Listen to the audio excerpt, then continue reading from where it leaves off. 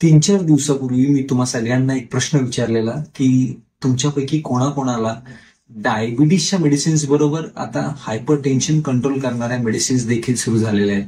तर त्यातल्या जवळपास 37% लोकांनी मला हे सांगितले की त्यांना आता डायबिटीसच्या मेडिसिन्स बरोबर बीपी कंट्रोल करणाऱ्या मेडिसिन्स देखील सुरू झाल्यात.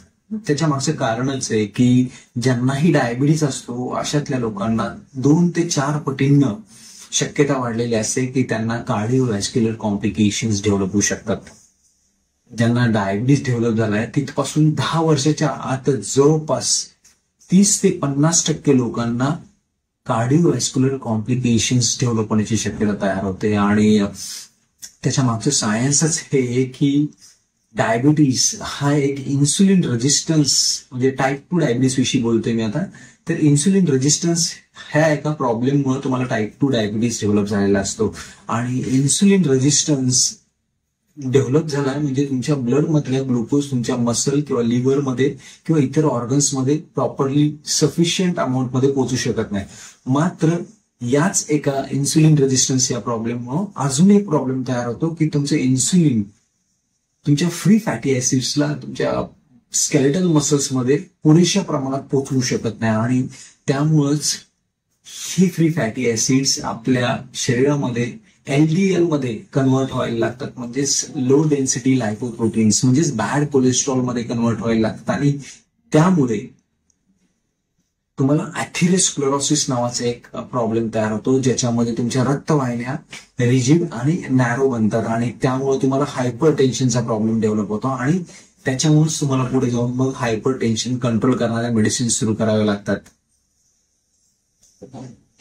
37% लोकांनी सांगितले की त्यांना डायबिटीस बरोबर आता हायपर टेन्शन कंट्रोल करणाऱ्या मेडिसिन्स देखील सुरू झाल्यात. आणि हे जे 63% जे शिल्लक राहिले ज्यांनी सांगितले की त्यांना अशा प्रकारच्या हायपर टेन्शन कंट्रोल करणाऱ्या मेडिसिन्स सुरू झालेले नाहीयेत, त्यांनी अजूनही वेळ गेलेली नाहीये.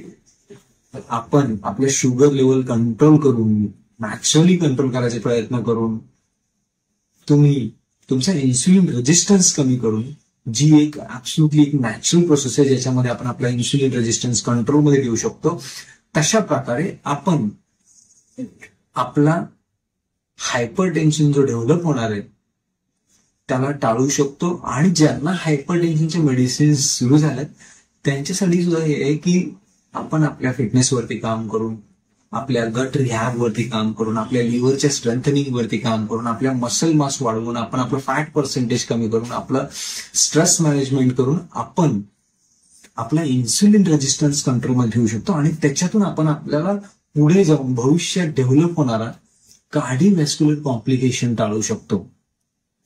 त्यामुळेच अजूनही वेळ गेलेली नाहीये. आपण आजपासूनच सगळेजण फिटनेसवरती काम करायला सुरुवात करूया, ज्याच्या थ्रू आपण आपला इन्सुलिन रेजिस्टन्स कमी करू आणि भविष्यात येणारे हे कॉम्प्लिकेशन्स टाळूया.